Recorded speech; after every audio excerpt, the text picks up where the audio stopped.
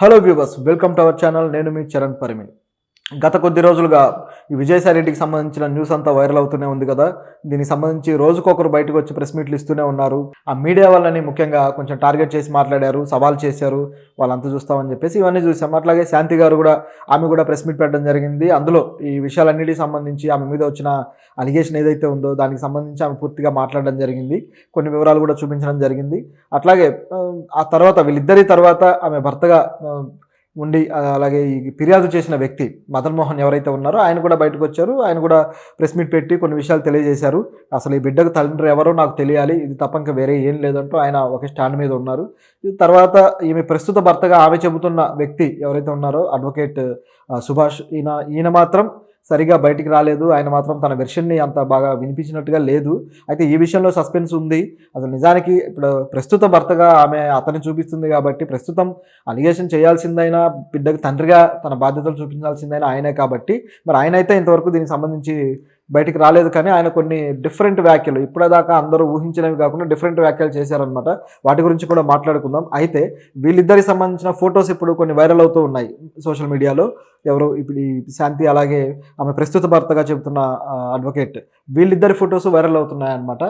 Okay, వాళ్ళిద్దరు సహజీవనం చేస్తున్నారని చెప్పేసింది కాబట్టి అక్కడ విషయం క్లారిటీగానే ఉంది. కాకపోతే వైరల్ అయ్యే ఫొటోస్ ఏంటంటే ఆ బిడ్డ, పుట్టిన బిడ్డ ఎవరైతే ఉన్నారో ఆ బిడ్డని తన చేతుల్లోకి తీసుకొని ఆ ముద్దాడి కానీ అలాగే ఆ బిడ్డకి బారసాల చేస్తున్న సందర్భం కానీ ఇలాంటి కొన్ని ఏవైతే కల్చరల్ రిచువల్స్ ఉన్నాయో ఇలాంటివి చేస్తున్న సందర్భంలో ఆయన భర్తగా పక్కన ఉండడము, ఈ ఫొటోస్ అన్నీ వైరల్ అవుతున్నాయి అనమాట. సో చూస్తూ ఉంటే ఒక భర్త స్థానంలో ఆయన ఈ కార్యక్రమాలు ఆ బాబుకి తండ్రిగా ఈ కార్యక్రమాలన్నీ చేస్తున్నట్టుగా కనబడుతుంది. అంటే మన హిందూ సాంప్రదాయంలో ఏవైతే కొన్ని ఉంటాయో పిల్లలకి చేయాల్సినవి ఇవన్నీ ఆయన తన తండ్రి స్థానంలో ఉండి చేస్తున్నట్టుగా తెలుస్తూ ఉంది చూస్తుంటే. మరి క్లారిఫై కావాలి. ఆమె అయితే క్లియర్గా చెప్పేసింది, కానీ ఆయన మాత్రం చెప్పడం లేదు ఈ అడ్వకేట్. సో ఎందుకు ఆయన చెప్పడం లేదు, క్లారిఫై చేయట్లేదు అంటే ఆమె మీద ఆమె భర్త వేసే అలిగేషన్కి ఈయన ఏమైనా అదే నిజమని ఈయన అనుకుంటున్నాడా, లేకపోతే ఏం జరుగుతుంది? అయితే వీళ్ళిద్దరి మధ్య ప్రపంచాలు కూడా ఏమీ లేవు, దూరంగా ఉన్నట్టుగా కూడా ఆయన చెప్పట్లేదు, నాకు వేరే ఫ్యామిలీ ఉంది అంటున్నాడు అనమాట. సో ఇదంతా వైరల్ అయ్యి ప్రస్తుతం బయటకు వచ్చిన ఆడియో ఒకటి. సో ఈ ఆడియో విషయంలో ఆయన ఏం మాట్లాడాడు ఏంటి అనేది ఒకసారి చూస్తే, ఈ అడ్వకేట్ మరొక అడ్వకేట్ ఆయనతో మాట్లాడడం జరిగింది ఫోన్ కాల్లో. సో ఆ ఫోన్ కాల్లో ఆయన చెప్పడం ఏంటంటే, నాకంటూ వేరే ఫ్యామిలీ ఉంది, సో నన్ను ఎందుకు ఇందులోకి లాగుతున్నారు, నాకు సంబంధం లేదు, కేవలం ఆ హాస్పిటల్కి నేను ఒక అటెండర్గా ఆమెను తీసుకొని వెళ్ళి ఒక బాధ్యతగా తీసుకెళ్ళి అటెండ్ అయ్యాను. సో అట్లా సంతకం పెట్టాల్సి వచ్చింది. ఆ ఎమర్జెన్సీలో డాక్టర్స్ నన్ను త్వరగా కానివ్వాలి, ట్రీట్మెంట్ ఇవ్వాలి అనే సందర్భంలో ఇక తప్పక ఆయన సంతకం పెట్టాడు అన్నట్టుగా ఆయన చెప్తున్నాడు. సో భర్తగా కాదు, నేను కేవలం ఒక శ్రేయోభిలాషిగానే వెళ్ళి సంతకం పెట్టాను తప్పితే భర్త స్థానంలో కాదు, ఆ బిడ్డకి తండ్రి నేను కాదు అంటూ ఆయన క్లారిఫై చేసేసాడనమాట. ఇది పెద్ద ట్విస్ట్. మరి ఆ బిడ్డకు తండ్రి ఎవరు? ఆమె మాత్రం ఆయనే అని చెప్తుంది. సో ఇక్కడ ఎవరి వెర్షన్ నిజం, ఎవరి వెర్షన్ అబద్ధం, ఎవరు ఏం చెప్తున్నారో అర్థం కావట్లేదు. చివరికి వీళ్ళిద్దరు చెప్పేదాన్ని బట్టి చూస్తే మొదటి భర్త ఏదైతే ఫిర్యాదు చేశారో, ఏదైతే ఆమె మీద ఒక నిందలాగా వేశారో, ఒకవేళ అదే నిజమా అన్న క్వశ్చన్ కూడా రాకపోదు. ఎందుకంటే ఒక మహిళ మీద ఇంతమంది వేరు వెర్షన్లు చెప్పడం ఇదంతా చూస్తుంటే ఆమెను మధ్యలో పావుగా పెట్టుకొని ఆమెను బలి చేశారేమో అనిపిస్తుంది ఇక్కడ గమనిస్తూ ఉంటే. ఎందుకంటే ఆమెతో విడాకులు తీసుకున్న వ్యక్తి, లేదా ఆయనేమో విడాకులు ఇవ్వట్లేదు అంటున్నాడు, ఆమె మాత్రం విడాకులు ఇచ్చింది అంటుంది. సో దీంట్లో కూడా క్లారిటీ లేదు, కానీ ఇద్దరు దూరంగా ఉన్నమాట వాస్తవం. సరే, అప్పుడప్పుడు కలవడము మామూలుగా ఆ పిల్లలకి వాళ్ళకి ఆల్రెడీ వాళ్ళిద్దరికి పాపలు ఉన్నారు కాబట్టి సో వాళ్ళ బాధ్యత తండ్రిగా ఆయన చూడాలి కాబట్టి ఆ విషయంలో వాళ్ళు కలుస్తూ ఉన్నారా ఆయన బాధ్యతలు నిర్వర్తించడానికి ఆమె అవకాశం కూడా ఆయనకి ఇచ్చిండొచ్చు. ఆమె ప్రెస్ మీట్లో చెప్పింది. సో ఆ బిడ్డకు తండ్రిగా ఆ బిడ్డలు ఎవరైతే ఉన్నారో ఆయనకు పుట్టిన బిడ్డలు, వాళ్ళకి తండ్రిగా ఆయన బాధ్యత తీసుకుంటాడు. సో మరి అని చెప్పేసి ఆమె చెప్పింది. అంటే ఆ కోణంలో వాళ్ళు కలుస్తూ ఉన్నారు, అదంతా ఓకే. కానీ ఆయన ఈ బిడ్డ విషయంలో ఎందుకు క్వశ్చన్ చేశాడు? ఆయన ఆల్రెడీ దూరంగా ఉన్నాడు, వాళ్ళిద్దరి మధ్య ఎటువంటి ఇక రిలేషన్ కానీ లేదు, అఫీషియల్గా తీసుకోకపోయినా దూరంగా ఉన్న విషయం క్లారిటీ. సో ఆమె నువ్వు వద్దని చెప్పేసి క్లియర్గా చెప్పేసిందని ఆయన ప్రెస్ మీట్లలో కూడా చెబుతున్నాడు. ఇంత క్లియర్గా చెప్పిన తరువాత ఆమె డైవోర్స్ ఇస్తాను అన్న తరువాత లేదా ఇచ్చినాక ఇక ఆమెతోటి ఆయనకు అవసరం ఏంటి అనేది మొదటి ప్రశ్న. ఎందుకు ఆయన ఊరికే ఈ విధంగా అపవాదులు వేయడం కానీ ఎందుకు ఈ విధంగా చేస్తున్నాడు అనేది మొదటి ప్రశ్న. ఆ బిడ్డకు ఎవరు తండ్రి అయితే ఆయనకి ఏంటి అనేది ఇంకో ప్రశ్న. ఎందుకంటే తను దూరంగా ఉన్నాడు, తనకు సంబంధమే లేదు, ఆమె తనకు నచ్చిన మరో వ్యక్తితో సహజీవనం చేస్తూ ఉంది. సో పెళ్లి చేసుకున్నామన్నా రిజిస్ట్రేషన్ చేసుకోలేదు అంటున్నారు. సో గవర్నమెంట్ ప్రకారం ఇది రిజిస్టర్ కాని పెళ్లి కాబట్టి ఇది సహజీవనం అనుకోవచ్చేమో. ఎందుకంటే ఆయనకి కూడా వేరే ఫ్యామిలీ ఉంది. సో ఈ యాక్చువల్గా ఈయనకు వేరే ఫ్యామిలీ ఉంది. సో ఆ ఫ్యామిలీ దూరంగా ఉండి తర్వాత ఈమెతోటి కలిసి ఉంటున్నాడు అనే వాదన ఈమె వినిపిస్తున్నారు కానీ శాంతి, ఆయన మాత్రం అలా వినిపించట్లేదు. నాకు వేరే కుటుంబం ఉంది, నా కుటుంబాన్ని నేను చూసుకుంటున్నాను, నన్నెందుకు ఇందులోకి లాగుతున్నారు అంటూ సుభాష్ చెప్పడం జరిగింది. సో ఇదంతా గమనిస్తూ ఉంటే ఇది చాలా ఎవరి వెర్షన్ వాళ్ళకు ఉందన్నమాట. మరి సుభాష్ కేవలం ఈమెని శ్రేయోభిలాషిగా ఉంటూ కేవలం ఆమె విధంగా మాత్రం ప్రవర్తించాడా, లేక ఆమెకు భర్తగా ప్రవర్తించాడా, ఆమె పెళ్లి చేసుకునే ధైర్యం ఎందుకు చేయలేదు అతన్ని, ఇలాంటి క్వశ్చన్లు అన్నీ ఉన్నాయన్నమాట. మరి ఇది ఎక్కడి దాకా వెళ్తుందో తెలియదు కానీ ఫ్యామిలీస్ డిస్ప్యూట్లో చాలా పెద్దవయ్యే విషయం. ఈ చిన్నపిల్లలు, వాళ్ళ పిల్లలు ఉన్నారు. సో వాళ్ళందరికీ మానసికంగా ఇది కాస్త ఇబ్బంది కలిగించే విషయం. వాళ్ళ భవిష్యత్తు ఏమైపోద్ది అనే ప్రశ్నలు వాళ్ళకు వచ్చే పరిస్థితి అనమాట. సో ఇట్లా పిల్లల్ని పెట్టుకొని కుటుంబాలు ఈ విధంగా డిస్ప్యూట్ పడడం అంటే ఆశ్చర్యంగా ఉంది. అయితే ఇందులో ఇంకా తేలాల్సిన విషయాలు అనేకం ఉన్నాయి. సుభాష్ ఈ విధంగా చెప్తున్నాడు, నాకు సంబంధం లేదు, నేను ఊరికి అటెండ్ అయ్యాను అని చెప్పేసి.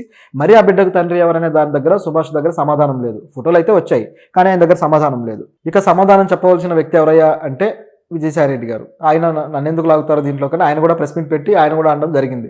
సో ఎవరు కూడా ఈ బిడ్డకు సంబంధించి బాధ్యత తీసుకునే ఉద్దేశంలో లేరు కానీ బిడ్డ అయితే పుట్టేశాడు. ఈ మిరాకిల్ ఏంటి, ఏం జరిగింది, ఆమెని ఎందుకు అందరూ కూడా ఈ విధంగా టార్గెట్ చేస్తున్నారు? సుభాష్ ఏమో కావాలంటే కేసు వేసుకోమనండి నాకేంటి అని చెప్పేసి ఆయన అన్నాడు. సో మరి కేసు వేస్తే కేసులో ఏం తేల్చాలి తెలియదు. అట్లాగే ఈయన కూడా మదన్ మోహన్ కూడా తనకు సంబంధం లేకుండా ఇప్పుడు ఆమె కుటుంబంలోకి, ఆమె జీవితంలోకి వెళ్ళి ఎందుకు బిడ్డకు తండ్రి ఎవరో తెలుసుకోవాలని ఆయన అనుకుంటున్నాడు అనేది ఒక ప్రశ్న. నిజంగానే గతంలో ఆమె ఆరోపణలు చేసినట్టు డబ్బు కోసం చేస్తున్నాడా, లేకపోతే ఆమెకు పరువు భంగం కలిగించాలి, ఎట్లాగో విడిపోయారు కాబట్టి ఏమైనా ఆమె పరువుకు భంగం కలిగించాలని ఇట్లా చేస్తున్నాడా అనేది మరో ప్రశ్న. ముఖ్యంగా ఇక్కడ ఎవరైతే ఫిర్యాదు చేశారో వాళ్ళ మీదకే ప్రశ్నలన్నీ వస్తున్నాయన్నమాట. ఇక తర్వాత బిడ్డకు తండ్రి ఎవరైనా తేల్చాల్సిన బాధ్యత ఇప్పుడు ఆ తల్లి, ఆమె క్లారిటీ ఉంది ఆయన అని చెప్పేసి. అయితే అఫీషియల్గా ఇది ఒకవేళ ఆయన అంగీకరించకపోతే బిడ్డ తండ్రిగా ఎవరు బాధ్యతలు తీసుకుంటారు అనేది ఒక ప్రశ్నగా ఉంటే, ఒకవేళ ఆమె కోర్టుకు వెళ్లాల్సి వస్తుందేమో చివరికి, కానీ ఆమెకు తెలియకుండా ఏది జరగదు కదా. సో ఆ బిడ్డకు తండ్రి ఎవరో ఆమెకు స్పష్టంగా తెలుసు. దీంట్లో ఈ విషయంలో ఎవరు ఏ కన్క్లూజన్కి రాని పరిస్థితి ప్రస్తుతం ఏర్పడింది. మీడియా కూడా ఈ విషయంలో ఒక్కొక్క విషయాన్ని వెలుగుతీస్తూ ఉన్నారు కానీ వాళ్ళకు కూడా ఏ కన్క్లూజన్ లేదన్నమాట. ఇక తేలాల్సింది కోర్టుల్లోనే అనిపిస్తూ ఉంది. అయితే ప్రస్తుతం ఉన్న పరిస్థితిని బట్టి మాత్రం విజయసాయిరెడ్డి ఇటు ఎవరైతే ఎలిగేషన్స్ చేశారో, ఎవరైతే సమాధానాలు కోరుకుంటున్నారో వాళ్ళకి సమాధానాలు ఇచ్చే పనిలో కాకుండా ఆయన పూర్తిగా మీడియాని టార్గెట్ చేస్తూ వాళ్ళని కార్నర్ చేయడానికి ప్రయత్నిస్తున్నట్టుగా కనిపిస్తుంది. ఒక సమాధానం చెప్పేస్తే అయిపోతుంది, చాలా చిన్న విషయం ఇది. కానీ ఎందుకు ఆయన టీడీపీ శ్రేణులు చేయించాయని, టీడీపీ మీడియా ఇది చేయించిందని చెప్పేసి ఆయన ఇటువైపు ఆయన దృష్టి పెట్టారో అర్థం కావట్లేదు. ఓకే, వాళ్ళ మీద ఆయన ఎలిగేషన్స్ ఏమైనా చేయొచ్చు.